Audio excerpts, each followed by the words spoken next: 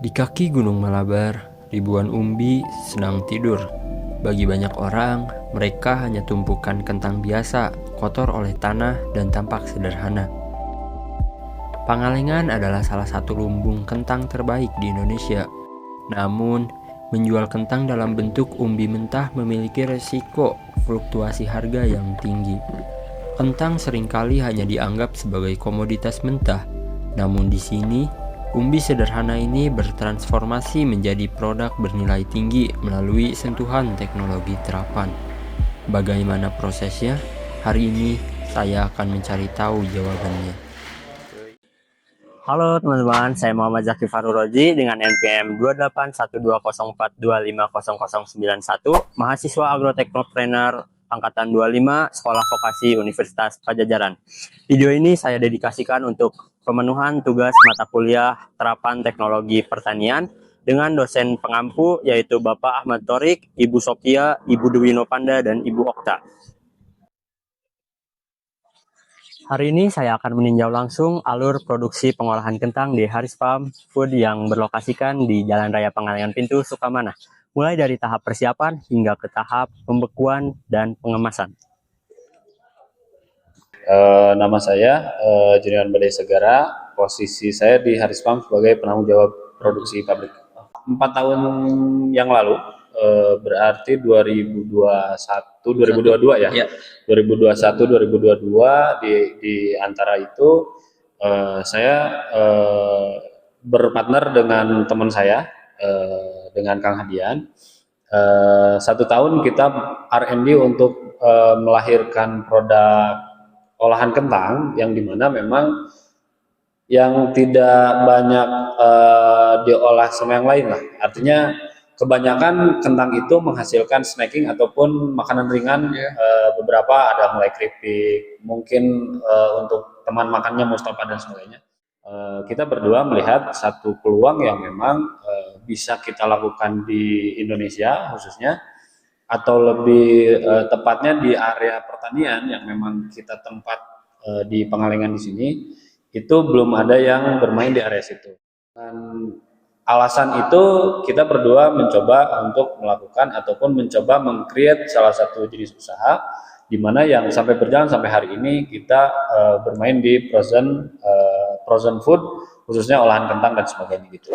Berawal dari riset mendalam, kini tempat ini telah berkembang menjadi unit pengolahan dengan standar industri yang mumpuni. Inilah tahap pertama, sorting dan grading. Sebelum masuk ke mesin, setiap umbi harus melewati seleksi ketat. Mereka memisahkan kentang berdasarkan ukuran dan kualitas fisiknya. Tujuannya agar proses pencucian nanti lebih efektif dan mencegah kontaminasi dari kentang yang cacat atau busuk. Menariknya, di sini masih mempertahankan sistem manual untuk proses seleksi, karena mata dan ketelitian manusia adalah sensor terbaik untuk mendeteksi detail kecil yang mungkin terlewat oleh mesin. Sejauh ini harusnya kita mendevelop lebih dari 10 varian lah ya gitu. Walaupun akhirnya secara pasar itu serapan yang terjadi di pasaran itu memang terkurasi dengan sendirinya ya gitu. Olahan kentang sampai sekarang kita dari berbagai varian, salah satunya kita produksi french fries untuk potongan shoestring, terus ada wedges juga kita dibagi ada 2 varian, ada yang spicy sama yang plain juga. Terus juga dengan melihat bahan baku yang ada di Pangalengan sendiri, akhirnya kita melakukan develop untuk mix vegetable, ya yang dimana memang dengan momen sekarang juga di dapur-dapur yang menjadi program pemerintah sekarang, kita bisa melakukan distribusi ke beberapa dapur juga untuk mix vegetable, dan kalau untuk kentangnya wedges plain juga kita masuk di sini. Selanjutnya adalah tahap pencucian dan pengupasan. Mesin mechanical peeler bekerja seperti pemahat. Ia mengelupas kulit kentang setipis kertas, menjaga agar bagian terbaik dari daging kentang tidak terbuang sia-sia.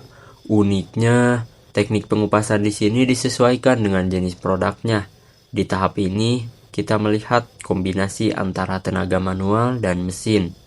Pengupasan manual tetap dilakukan untuk memastikan hasil yang lebih detail dan bersih maksimal, sembari melakukan kontrol kualitas pada setiap umbi. Bersih, presisi, dan sangat efisien. Setelah kentang bersih, kita masuk ke tahap yang paling menentukan identitas produk, yaitu pemotongan. Di pabrik ini, teknologi pemotongan tidak disamaratakan. Saya perhatikan untuk teknik pemotongannya sendiri itu menggunakan teknologi yang tidak sama mungkin atau masih semi otomatis. Ya, Nah, kenapa tidak disamakan saja gitu? karena dari bentuknya kita kayak bikin french fries, kayak bikin wedges kan itu dari bentuknya saja sudah berbeda. Ya, misalnya kalau kayak olahan beda lagi gitu, nggak semuanya sama rata. Ini adalah keputusan strategis, di mana bentuk potongan disesuaikan berdasarkan pada tujuan akhir produk. Dan inilah jantung dari teknologi pangan, blanching. Proses thermal ini dilakukan bukan untuk mematangkan kentang sepenuhnya, melainkan untuk inaktivasi enzim agar warna kentang tidak berubah gelap. Suhu dan durasi di sini diatur sedemikian rupa melalui sistem kontrol yang presisi. Tujuannya untuk memastikan struktur pati siap menyerap bumbu. Terkait suhu blanchingnya sendiri, apakah ada standar khusus agar menjaga warna kulitnya tetap alami, Kang? Ada Kang dari suhu 80 sampai 100 100 derajat ya? dari perebusan misalnya macam-macam dari berbagai varian, misalnya dari kentang sampai 7 menit perebusan, 5 sampai 7 menit. Kalau yang lain mungkin beda lagi. Setelah melalui proses blanching, kentang masuk ke tahap seasoning. Bumbu diratakan agar konsistensi rasa tetap sama di setiap potongan. Di sini, kita tidak hanya sekedar memberikan rasa, tetapi melakukan standarisasi formulasi bumbu yang sudah disesuaikan secara presisi dengan karakteristik tiap varian produk, sebelum akhirnya masuk ke tahap penggorengan. Pada tahap par frying atau penggorengan sementara, di bawah suhu minyak yang sangat tinggi dan waktu yang presisi, keajaiban teknologi pangan terjadi. Proses ini bukan untuk mematangkan kentang secara utuh, melainkan untuk mengunci bumbu tadi ke dalam lapisan terluar kentang. Untuk penggorengan di suhu 150 sampai 180 derajat dalam waktu 1 sampai 2 menit, Kak. Setelah melalui proses thermal, tahap selanjutnya adalah freezing. Kentang dibekukan menggunakan blast freezer. Teknologi pembekuan cepat ini sangat penting untuk menjaga tekstur dan nutrisi tetap stabil selama masa penyimpanan. Ya, kalau kita pembekuan dari suhu 25 sampai minus 30 ya, dari minus 25 sampai 30 itu gimana kapasitas volume barang di dalamnya. Misalnya kali sebentar 2 jam sampai 4 jam pembekuan. Setelah semua proses pengolahan selesai, kita masuk ke tahap akhir, yaitu packaging. Proses pengemasan ini dilakukan dengan standar higienis yang tinggi. Penggunaan kemasan kedap udara juga sangat penting untuk mencegah kontaminasi dan menjaga kualitas produk agar tetap segar sampai ke tangan konsumen.